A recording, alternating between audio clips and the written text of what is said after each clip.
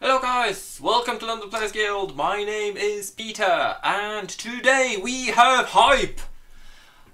We have seen Scott earlier today or the day before or whatever we have seen it be hyped about the new Dragon Ball stuff. And I am hyped for something totally different. So something that has been in a small part on this channel before, which is Cardfight Vanguard 0. I've done some of that didn't really strike me as too fun. But I have been a big fan of Cardfight Vanguard as a series since the very beginning. The very first season they've ever did, which is 10 years ago. Believe it or not, it has been 10 years since it came out. It was fairly natural season for me. I mean, yeah, you had the mental abilities like qualia or whatever it was, and then they could see what the cards would be. But it was very normal season, unlike Yu-Gi-Oh! Where you saved the world and things like that. They didn't save our world, they saved another world that they had nothing to do with. They just loved their card game and they wanted to play in the Nationals. They went to Nationals, they lost in Nationals, they went again and they won. It was all amazing and all that stuff. Then we had the D, we had V, which was a reboot, which was done not very well. Then Shinemon Arc, which was alright. Then it was If, which we don't talk about. And now we have this, which is Cardfight Vanguard OverDress. Or Vanguard OverDress, sorry. So this is a poster for a brand new season of Cardfight Vanguard, which is going to start, if I'm not mistaken, end of March on YouTube for Japanese people. I'm not sure when it's coming to the West. The important bit is it's not going to be continuous anime how Vanguard was until now. It is going to be 2 seasons, 12 episodes and 13 episodes. One is in April, one is in October. And it is being animated by collaboration between the studios that did Shield Hero and Code Geass. So you can see the design is different if you know something about Vanguard. If you don't, then you can see the design is quite cool. I like this poster, it feels a bit 90s. So we have 7 characters here. There's one more character that we have not seen. We have seen all the voice actors. The announcement for all of this for Japan happened on Tuesday, I want to say. And today, Friday, was the English announcement. Which is still on YouTube, on official Cardfight Vanguard YouTube channel, so make sure to watch it. There's all the detailed information. I'm not going to go too detailed about it. There's going to be some changes in the game. There is going to be, well, another reboot essentially, because the power creep was ridiculous. There's going to be a third format in Vanguard where they fix a lot of stuff. So fingers crossed, it all sounds amazing, it looks amazing.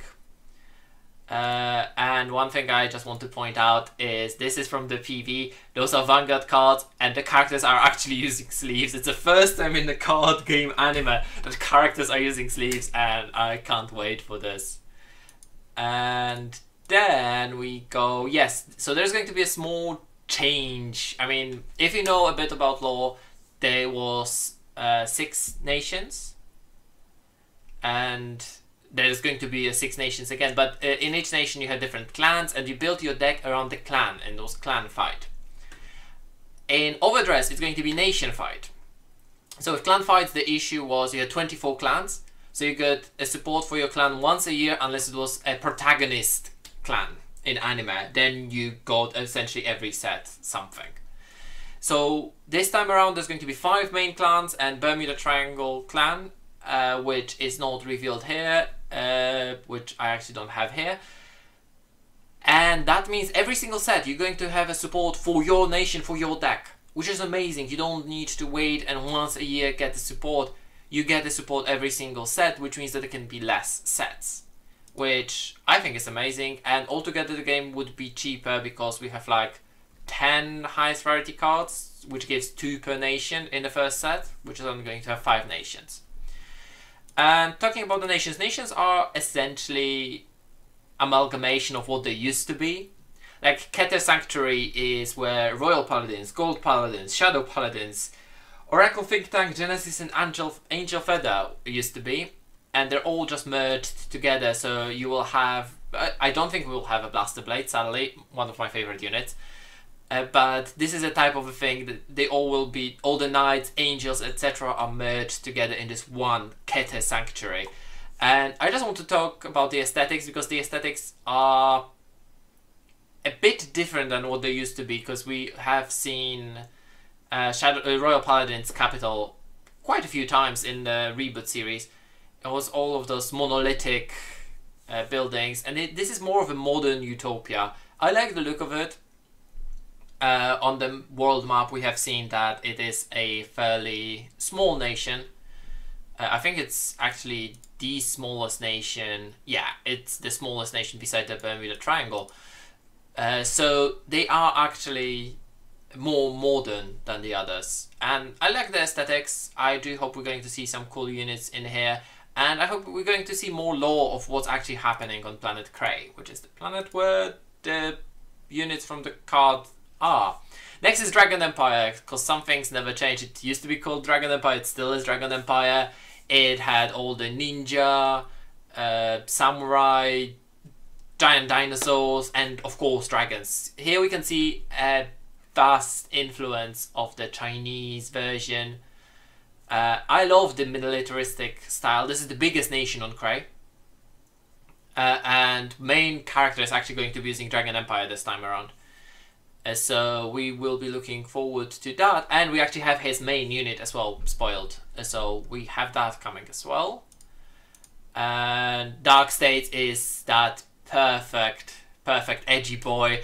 Vampires. This is all from the Dark Irregulars. Pale Moon and... what was the last one? Gear Chronicle. That's the one. So Gear Chronicle actually managed to put all of them together. I think Spike Brothers in there as well. So all of the clans managed to be united by Gear Chronicle, but this is the aesthetics that mostly brings to mind Dark Irregulars, which I quite liked. They're playing with soul and all that stuff. But because Gear Chronicle is the main one, we should see some great for Superior Ride, Stride, or whatever, Time Leap. It also is, for me, very thematic, because I play a lot of World of Warcraft, and Castle Natria is still the main raid, so vampires all the way.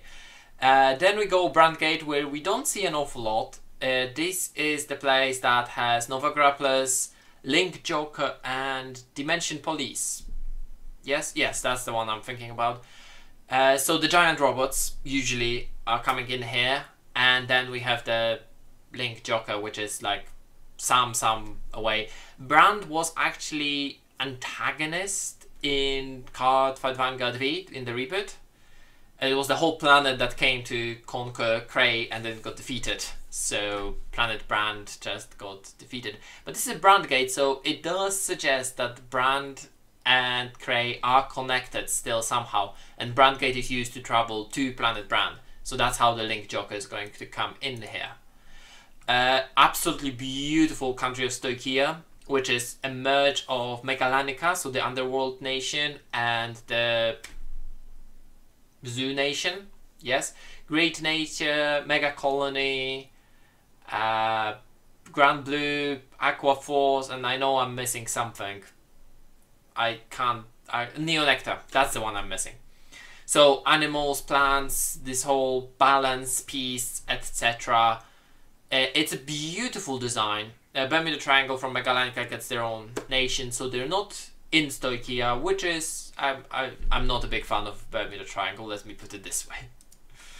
Then we have some design for the main character units.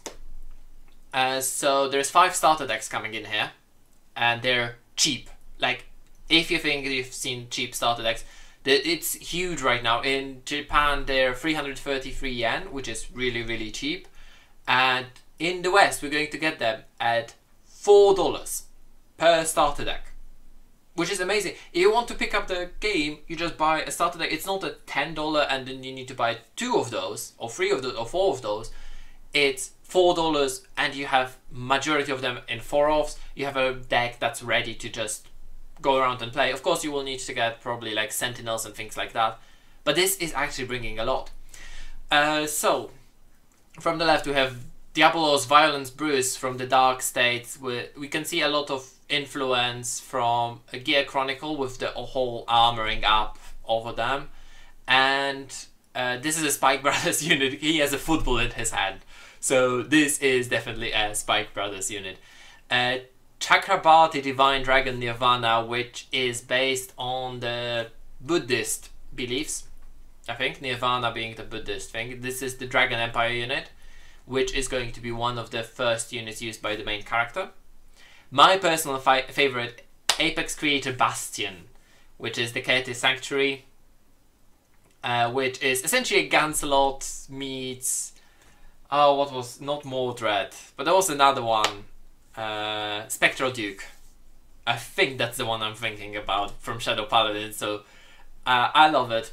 It's absolutely amazing, and yeah, this is probably going to be my clan still, or rather my nation.